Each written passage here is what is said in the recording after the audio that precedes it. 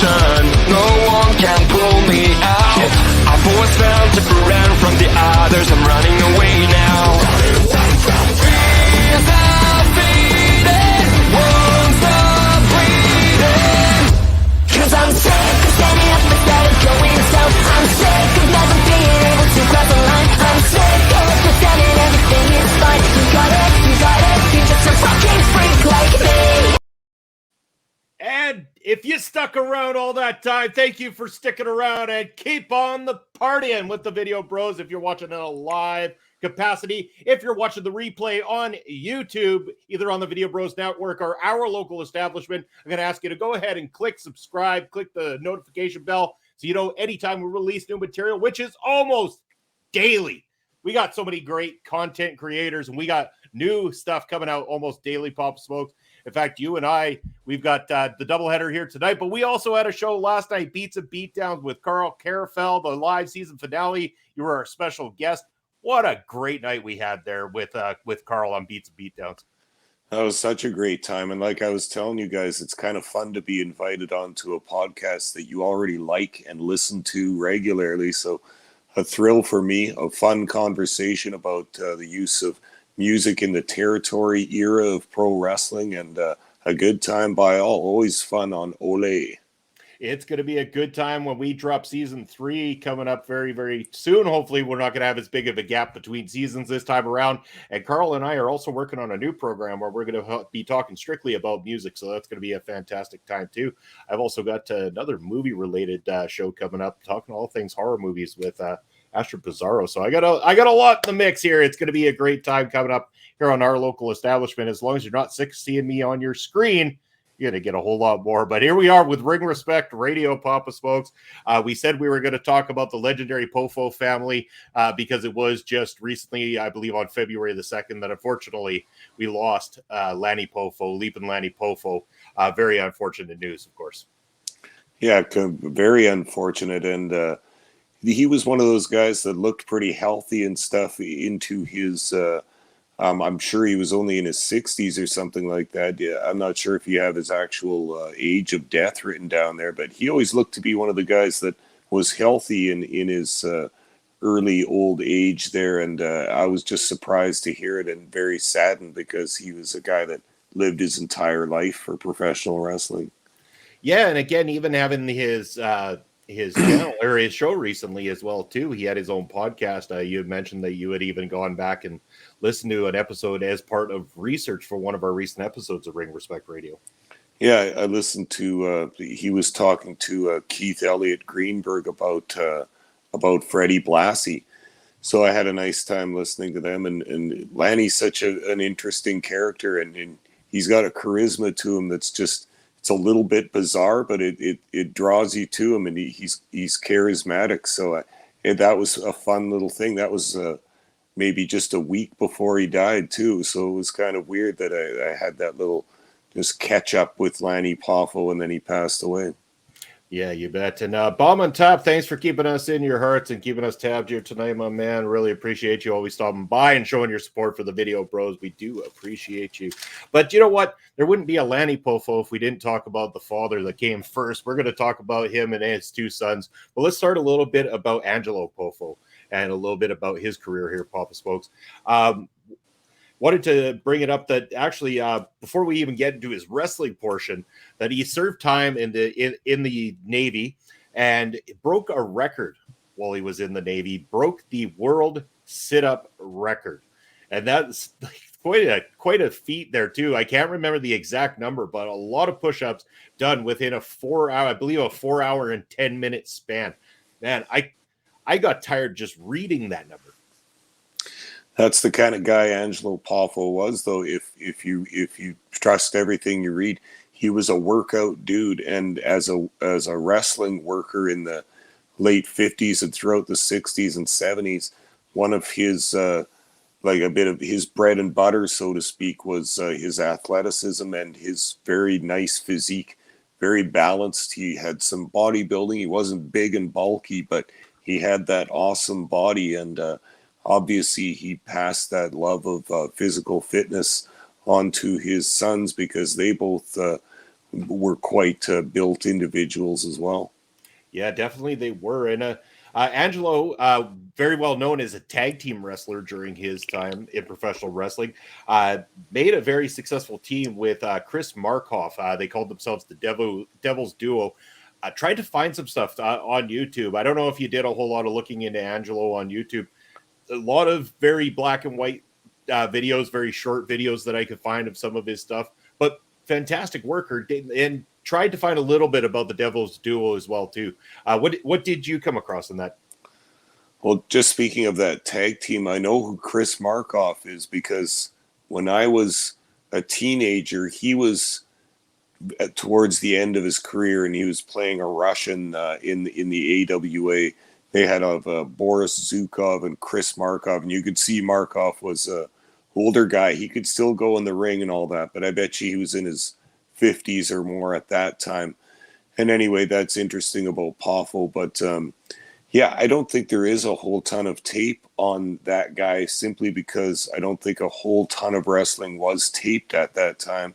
And also from where they were in the Midwest, it wasn't a media hub of a city like such as New York or Los Angeles, where there would be a lot of media and people interested in taping stuff. I don't think that was going on so much in the middle of the Midwest where the Poffos were. Yeah, and but he did spend some time up here in Canada, though, Papa Smokes. He actually worked for Grand Prix Wrestling in the 1970s and 1980s, but not as Angelo Poffo. He actually wore a mask and was the carpetbagger for those 2 decades of time here in Canada. Yeah. Doing jobs up in Montreal, I guess, eh? That's right. Maybe that was one of Andre's big opponents back in the day. Who knows for sure? I wonder why the mask, though. I have the feeling that he must have not wanted his name to be associated with it, or because Angelo Poffo is more famous as a promoter, I think, than a wrestler. So maybe he just wanted to still work for some other companies, but not use his actual name. Yeah, and we will talk about the company that he founded as well too, as we start to talk about his sons here. But starting to talk about his sons, of course, he has worked with both of them as well too. He has spent time tagging with Lanny. He even managed Randy Savage in WCW for a period of time as well too. So a lot of stuff that he did in order to help his sons, which included starting his own promotion. Speaking of Lanny, though, let's start talking about Leapin' Lanny for a bit, or better known to a lot of probably our listeners, quite a few of them, as the Genius from WWF times. We will get into that. Surprisingly, what a lot of people might not know, Leapin' Lanny is actually Canadian, born in Calgary, Alberta. Leapin' Lanny, a Canadian, unlike his brother Randy, who was actually born in the States. But yeah, Leapin' Lanny was born in Calgary. Well, isn't that interesting? And I wonder if they were up there doing some work for Stampede at the time. I could only imagine it's got to be a good connection there with Stu Hart and everything. So that very well could be the case. But yeah, I was listening recently, and I think a lot of people have been speculating if Leapin' Lanny was one of the first, at least in North America, to ever use the moonsault in a professional wrestling match. Yeah, I could see that being a thing. It was that particular move was used in Japan and Mexico before here, I think.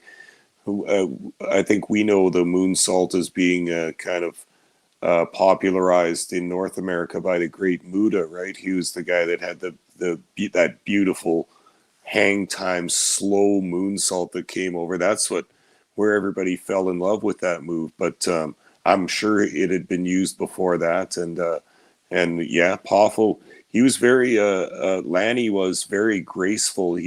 Whereas Randy was more of the power guy. It was Lanny had that almost a gentle grace to him, and also very athletic, and had lots of good aerial tactics. Yeah, and I mean this took me to go and watch some of his stuff, not just the stuff in the WWF, but his Leapin' Lanny stuff and everything that I could find on YouTube, and just absolutely wowed by it because it's been a while since I've seen his work. I remember watching as a kid, watching the Genius and seeing him in there and everything, and not maybe appreciating what I was witnessing at the time. Again, I knew it was good. That's why I was interested in it. but I didn't realize just how good. And like you say, he's very slick, very mobile, quick on his feet, but clean at the same time. He always delivered everything cleanly in these matches. That's the perfect word for it. Clean is the, and this is we've talked about wrestling families before, and I don't know for a fact, but I'm gonna suspect that the Poffos were the same as a lot of those wrestling families, in that if that's what dad does and that's the family business, those boys are learning it and soaking it in at a very young age, probably playing and working out in a ring and stuff, and dad teaching them stuff.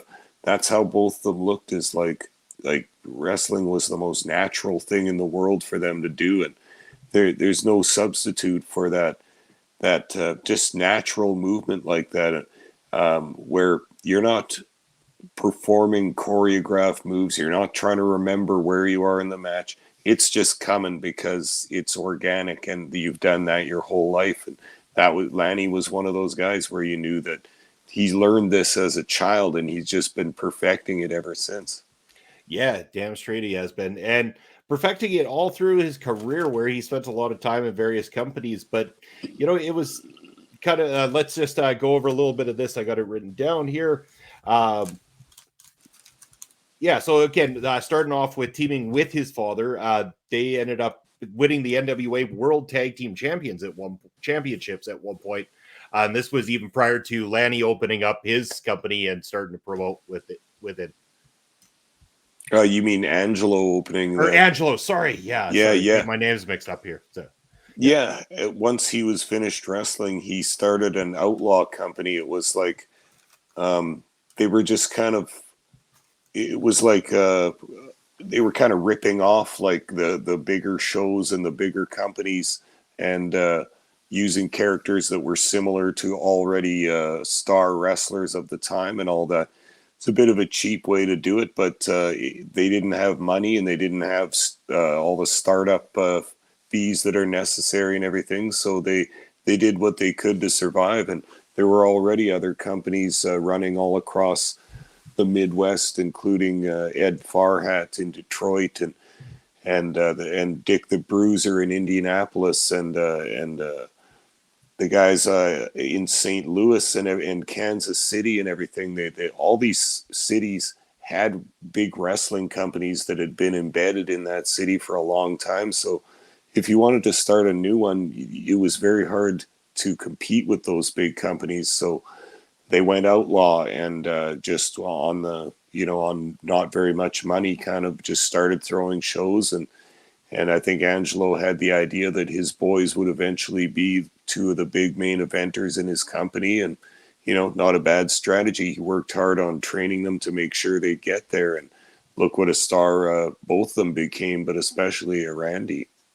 yeah, exactly. And, before even getting to the booking them themselves or whatever, Lanny actually had a run in 1978, again at Grand Prix Wrestling here in Canada, so out in the Montreal area, where his father had served some time there. And then Portland Championship Wrestling about 1978 to 1979, where he worked with names like Adonis, Tony Blanchard, Roddy Piper, and Gene Kiniski. Yeah, that's sweet. And I think that was, from what I've read, Angelo Poffo wanted to kind of get them out into other territories to get their experience, to color up their whole wrestling style by working with some other dudes. So instead of hanging around that Chicago, Milwaukee, Indianapolis kind of area, he had them go, maybe he gave them the choice, go somewhere else, go to Florida, go to Texas, go to LA, but they chose Portland, and Portland is one of my favorite retro wrestling companies. It was in business for a long, long time. They had a good thing going out there.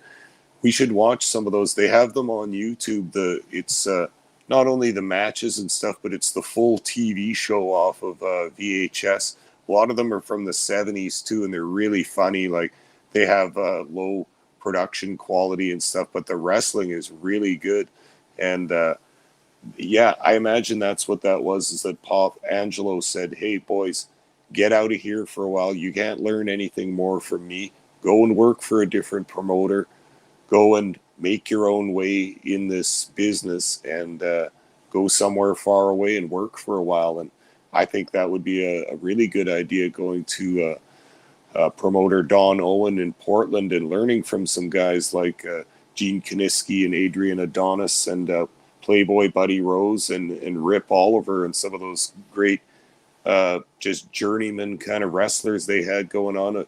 They're like a bunch of Dennis Condrys kind of, like guys that have just been all over the place and grizzled veterans. That's how the young guys learn, is soaking in that knowledge from those veterans. So yeah, great idea. And I'm sure those guys came back from Portland a year later just with all kinds of extra experience under their belt and more experienced working with dudes they've never wrestled before.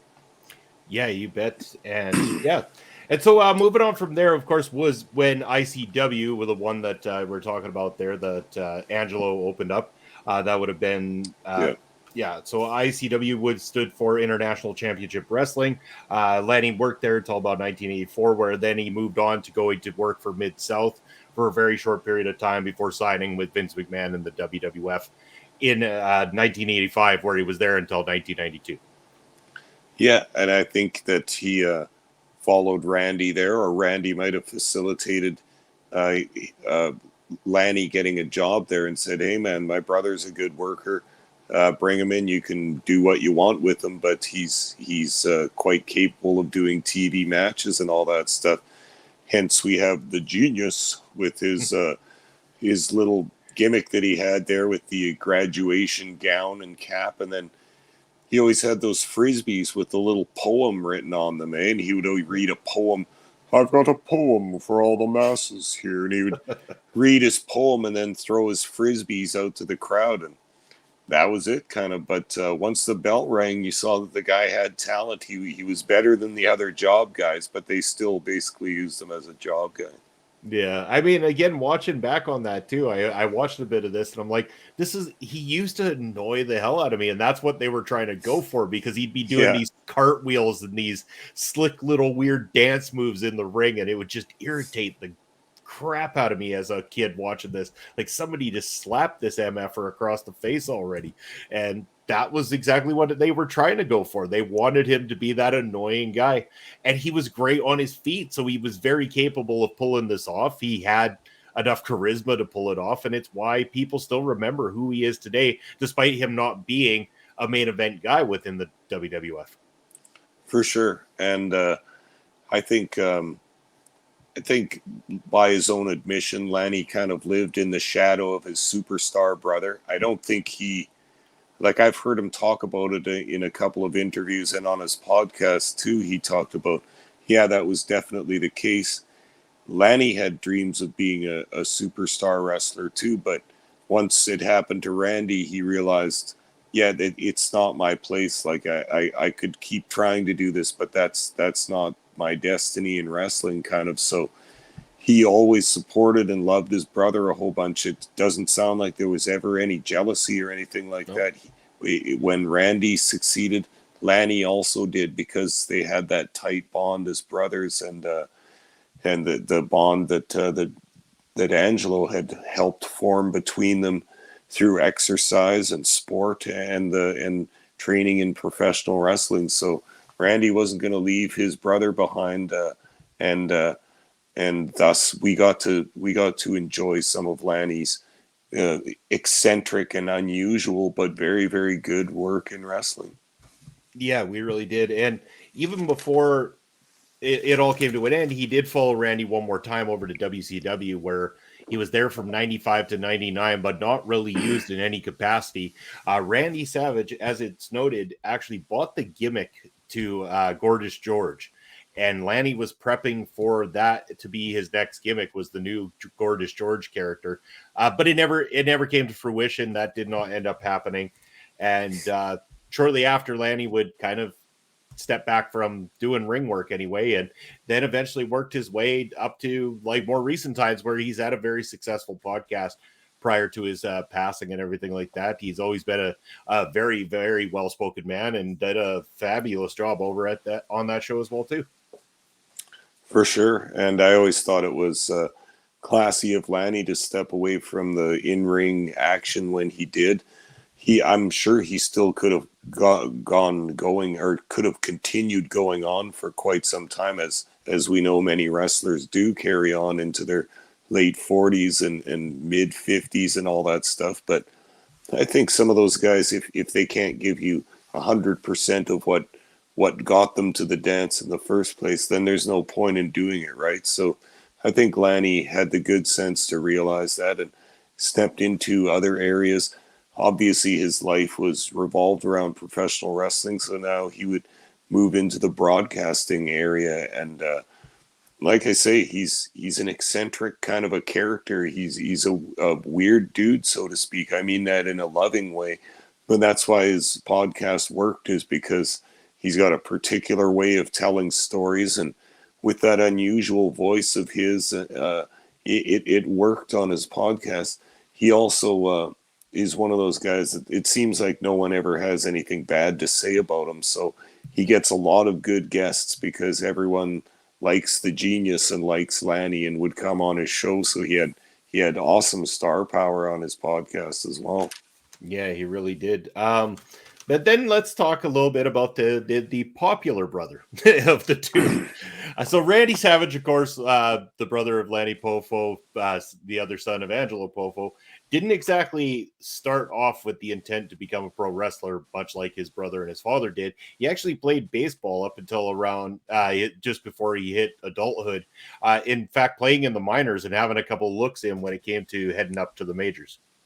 Yeah. And I think that he might have played a couple innings in the majors, but not enough to be cemented as a major league player. I think he was on the Mets farm team and pretty hot shot with a bat and a glove, apparently. And I love those old pictures of young Randy where he's not muscular yet. He looks nice and athletic and everything, but he's got the nice brown mustache and the long hair and baseball jersey and everything. Those are awesome. And you just think of the potential and what's to come in a guy's life at that time when he's just thinking, yeah, I don't know if this baseball thing is working out. I'm good, but I'm not quite good enough to make a living out of this. Maybe I should go back into the wrestling and start lifting some weights with Dad and put on a few pounds. And along with Lanny, we'll get there. And by God, that's exactly what happened.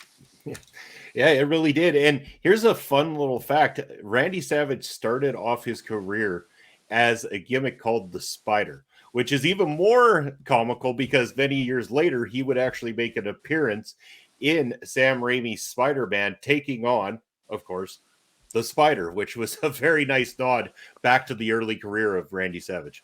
That's pretty cool. I never thought of that. Yeah, in the original Spider-Man movie, they have Bruce Campbell as the ring announcer, and he brings out and he announces the name he has on his card is the Human Spider. That's correct. He just doesn't like it right off the bat. Like, kid, that sucks. He's the amazing Spider-Man. It's more of the origin story, but of course he has to fight Bonesaw McGraw in order to get the winner's purse money for the evening, and just a very jacked up Randy Savage with the dyed black beard and hair and everything. I remember watching that in the theater. I didn't know he was in it or anything, and then just who the hell is that? Just for 1 second, and then like, oh man, that's Randy. Yeah, Bonesaw's ready. Yeah. So yeah, he would have an opportunity when he got into the professional wrestling world to have some time spent teaming with his brother, working for their father over in ICW as well too, kind of because Angelo always saw it as the wrestling world was not doing the push for his sons that he believed they deserved. And so he was determined to go out there and make sure that both Lanny and Randy would be taken care of and would get the push that they were needing inside the professional wrestling world.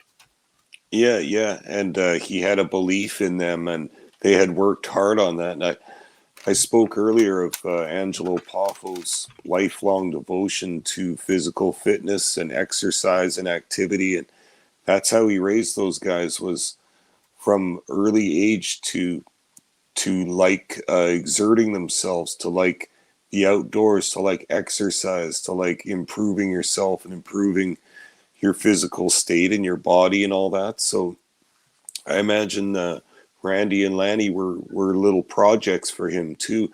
He had been Angelo had been a fairly popular wrestler and a fairly well-known wrestler, but excuse me, I'm sure he thought that if he trained his kids endlessly and properly, that he could make them the bigger superstars than he ever was.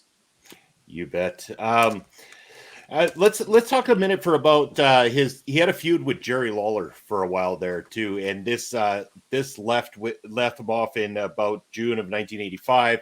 Randy Savage, Jerry Lawler, a loser leaves town matchup, in which Jerry Lawler would become the victor. Randy Savage then leaving that particular area, and this would have been right at the time that he was looking to sign with Vince McMahon and head on over to the WWF.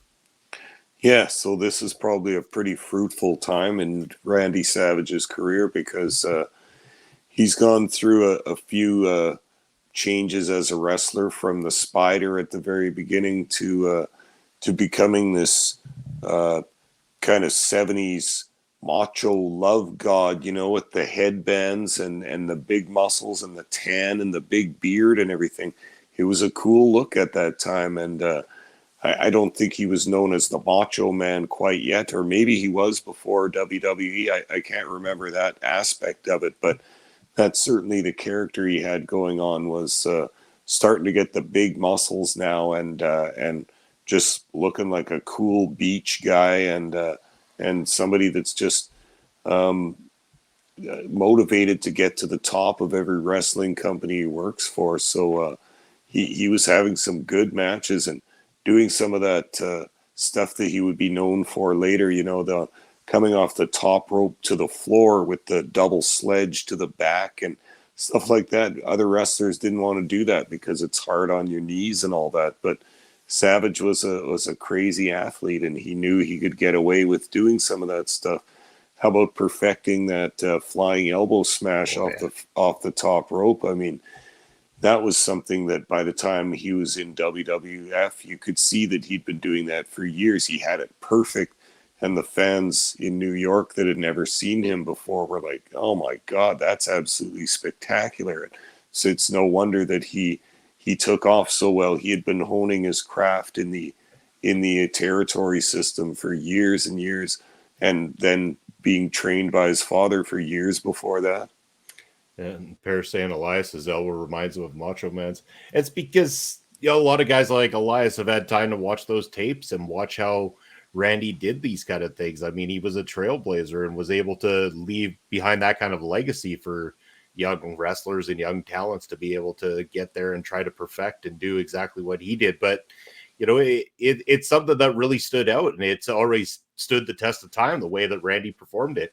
And his matches were incredible. I mean, whether it be on the end of, you know, before WWF or during his time with the WWF, he was always the one people remember for the strong matchups. Like, you got WrestleMania 3 with Ricky Steamboat, probably one of the best WrestleMania matchups in history.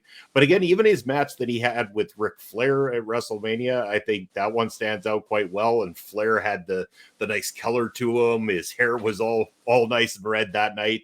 And even his match with Hulk Hogan is leaps and bounds better than the match Hogan and Warrior had at WrestleMania 6. Oh, for sure, because Savage could do so much more in the ring than Warrior could. Warrior had his little sequence, and that's all he could do, other than some kind of crappy selling here and there. And Savage had worked with all kinds of talents. We had talked about the various territories he had worked in. That's how it was back then. You could get very well-rounded as a performer by working in different territories with different booking philosophies, a whole roster of different opponents that you would practice your style with, and then a whole bunch of dressing rooms with veterans in there that hopefully you're open to talking to, keeping your ears open and your mouth shut, and doing a whole bunch of learning along the way. That's why WWF in the 80s did so good, is because they just plucked all the best guys from each territory, the guys that were ready to go, had all the experience, had a good gimmick, and were just hot, fresh, and ready to go kind of thing, right? And they didn't need any training. They didn't need a Performance Center or any of that stuff back then, but hey, it's a different game now with no territory system. Yeah, it was. Before Randy would leave the WWF, again, he put over Scott Hall or Razor Ramon while he was fresh and new to the company, and then transitioned to a commentary role for some time, actually being one of the first commentaries on Monday Night Raw in its infancy. Him, Bobby Heenan, and Vince McMahon, I believe. Or no, or was it? No, there was somebody else, wasn't there at the time? No, it wasn't Vince yet on Monday Night Raw. It was Heenan, Savage, and I'm forgetting at this point. JR maybe, but No, I don't know. JR actually came in a little bit later because that would have been 93 when Raw came about, and it would have been WrestleMania 9 when JR was brought into the company. I can't remember. It might be Monsoon, as Parrish said, or else it was Todd Pellegrini or whatever his name is. Todd Pettengill. Pettingale, that might be it. Is something along those lines. But again, the standout clearly is what I'm getting to is Savage and Heenan on the commentary desk together. I mean, those two are absolute royalty in everything they do. I love the times of listening to Heenan and Savage together. Well, and they always had to play Heenan would be the heel and Savage would be the face kind of thing. So they were always bickering and arguing with each other. A couple of those earlier WrestleManias are kind of funny too when they're on commentary together because they work off of each other quite nicely, and they get a little far away from the action in the ring sometimes, but it's still pretty good back and forth banter. It really is. Savage would then leave the WWF, obviously. He would follow in the same vein as Hulk Hogan, heading on over to WCW, where, he had a very successful run as well, too, becoming WCW champion on multiple occasions, spending time in the NWO. Then again, who didn't? But he was fantastic. And again, what he brought with him over to WCW, not only did he bring that star power, he brought that contract for Slim Jim over to them as well too. Yeah, and that had been a problem with Vince. Vince was trying to punish him badly for having an outside contract that wasn't okayed by the WWE, but it was too lucrative for Savage. He was going to keep it no matter what, and I'm not sure how WCW felt about that. I think he kept doing the commercials and working for them, so that was probably a huge moneymaker for Randy at that time. I bet it was. Then he spent a very, very short period of time working for TNA Wrestling before calling it a day on his professional in-ring career.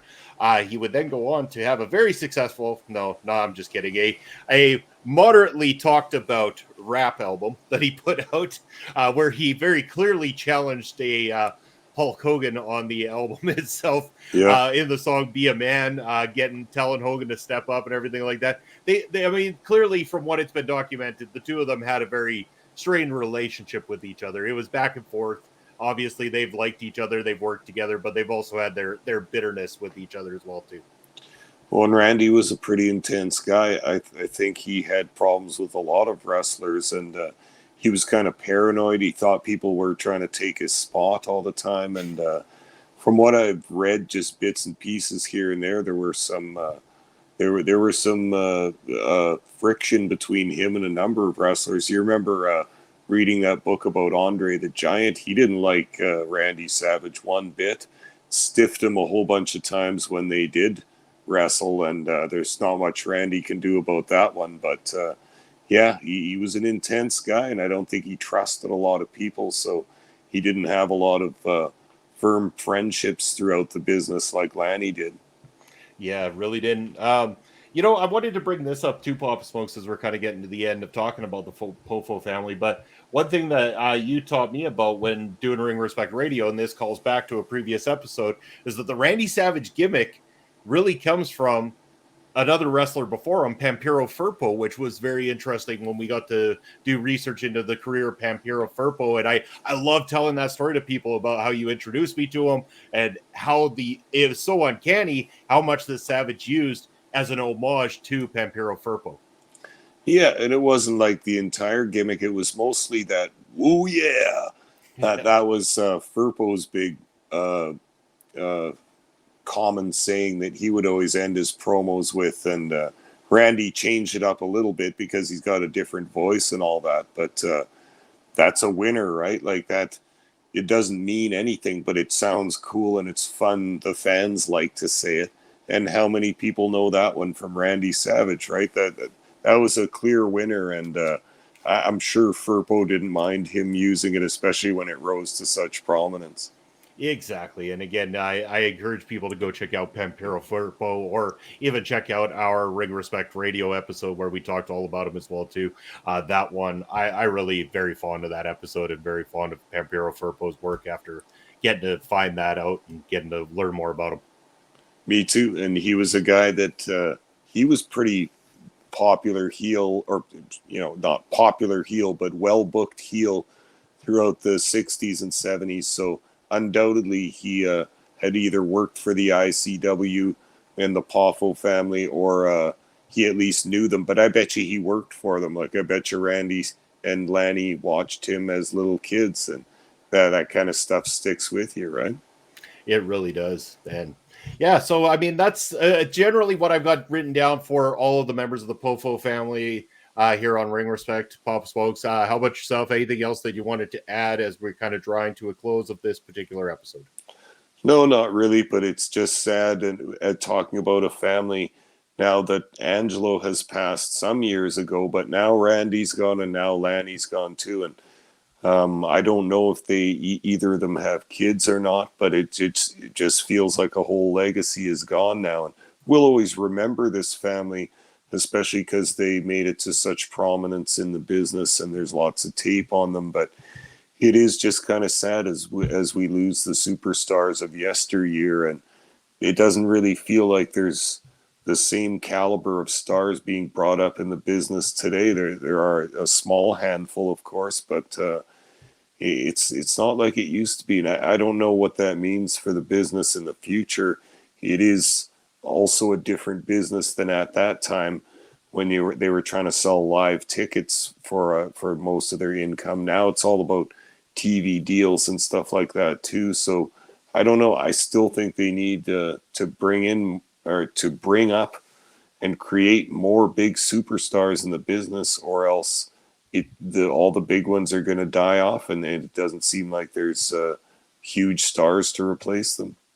Yeah, and it's a very unfortunate thing, and very unfortunate too that the entire family, it was heart failure that got every single one of them, which is very weird considering that the athleticism and all about trying to keep fit and everything like that. I mean, it is a very sad thing, and again, our condolences to any of the members of the Poffo family that are still around, and anybody that were close friends with them as well too. What we hope to do with these episodes is just to bring people with a little bit more familiarity on the careers of these wonderful talents that paved the path for professional wrestling. And we're always glad that you guys have taken the time to join us here on Ring Respect Radio, of course too. We are about to go and do a quick raid here, so we are going to go over to a brand new channel. Give them an Ole welcome as we send you over right now. For those watching on YouTube, where can you find us? Papa Smokes, where can the people reach out to you? All right, I'll be on the playground at Elon Musk's free speech wonderland known as Twitter. It's at smokes_papa, and then I'm on Twitch at papa_smokes_. That's fantastic. And again, you know where you can find me all throughout the week. I do a thing or two, but you can check out the ticker down below. That should give you a little bit more of the info that you're looking for. Again, make sure to check out our good friends, our sponsors over at Rogue Energy, rogueenergy.com. You'll see that QR scanner code right below Papa Smokes there. You can click that QR code and head on over to rogueenergy.com. Or hey, there's the ticker down below. It also lets you know about that promo code OLE Pods. That's going to get you 10% off of your order. And then we want to encourage you to do all things great for OLE. Check out OLE on Twitch, YouTube, and on all the socials. Give us a like, follow, and a subscribe, and do everything you can to keep pushing us and all the content creators here on the channel straight to the moon and getting the wider audience that we're looking for. Thank you, everybody, for tuning into this doubleheader Thursday night, this episode of Ring Respect Radio. We will see you next Thursday, hopefully with a lot of great things to talk about once again. Take care, everybody.